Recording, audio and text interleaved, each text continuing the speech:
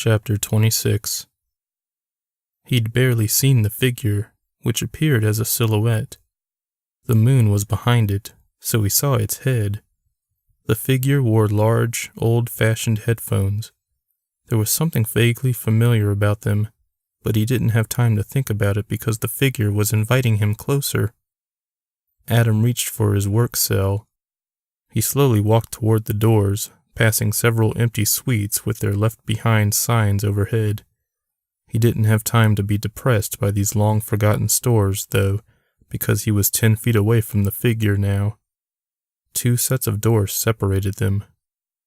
He was now close enough to recognize the visitor, with her yellow t-shirt and pink sweatpants.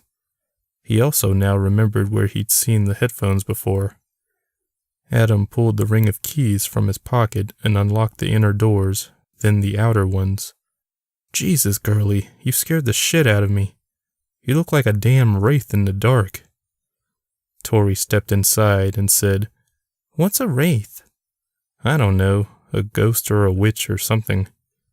"Why are you so surprised to see me? You knew I was coming." "I did?" "I'm building endurance for my marathon. I asked you earlier, while you were eating that nasty hot dog, if I could jog around the mall tonight. You said yes." That must have been while he was lost in his thoughts. He felt bad for ignoring his roommate. "So you're going to jog around this place by yourself? That sounds scary and depressing." He thought for a second, then quickly added, "Just like my job." Tori grinned. "That was harsh. I thought we were going to drive up here together, but you left without me." "Sorry," Adam said as he walked toward the center of the mall. "My mind was on something else. I didn't even hear you about the endurance training." "What were you thinking about?" They sat at a booth in the food court. Adam looked around himself, the same way he did when he sat here with Amelia. "I saw you eyeing those mannequins," Tori said with a grin. "Are you afraid they'll sneak up on you?" "I wish. Last time I sat at this booth was with a homeless woman who lives in the movie theater." He waved in the general direction of the theater to his right. "There's a homeless lady in here?" Tori asked in awe. She looked around, too. She took her manicure kit out and started on Adam's nails. He leaned over the table to get closer and whisper, "She claims there are a bunch of them scattered throughout the mall, but I haven't seen anyone. She said she had a husband, but that he was taken." Tori's eyes widened. "Taken by whom?" "I don't know. She thinks there's a boogeyman in here. I don't know if I believe her. I haven't seen a single other person in here." "You think she's crazy?" Adam shrugged. "Possibly. When I first met her, she ran for dear life." He grew quiet again. "You look the same way you did the other night," Tori said. "What are you thinking about?" Adam looked at the nails she'd buffed.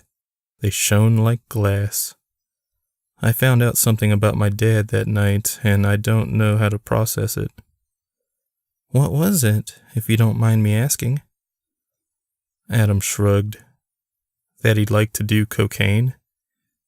A silent moment passed, and then Tori burst into laughter. "So? Who hasn't partaken? That doesn't make him evil." He thought about it for a second. "I guess you're right. It was just a shock to me to hear it." He hoped Tori hadn't caught that slip. It's not like he actually did see it. He only heard Dad and Uncle Billy through the vent. Tori switched to Adam's other hand. "I can understand, though. I have issues with my dad, too."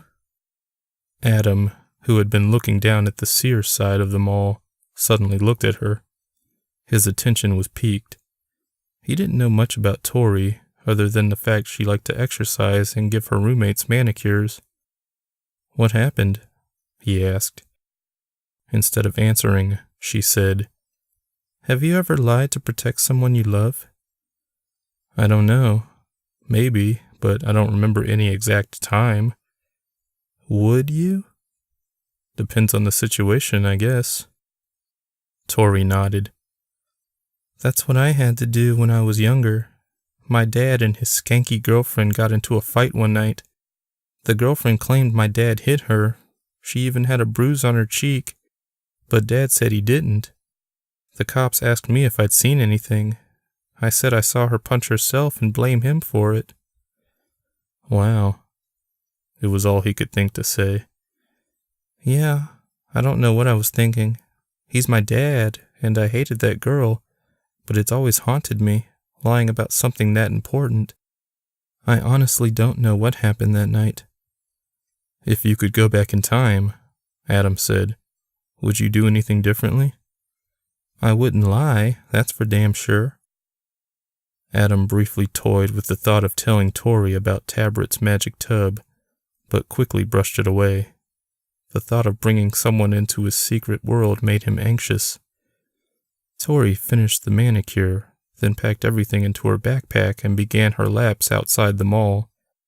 Adam saw her run by the entrances occasionally during his rounds.